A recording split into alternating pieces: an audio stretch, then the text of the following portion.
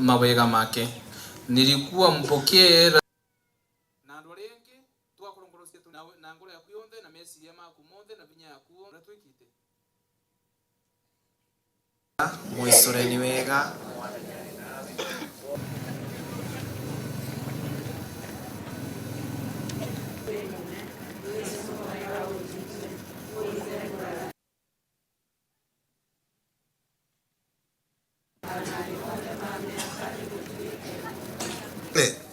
ambao imewahi sikia malalamiko ama kilio ya hii jamii ya Wambere kuliko hii serikali ambayo tuko nayo kwa sasa.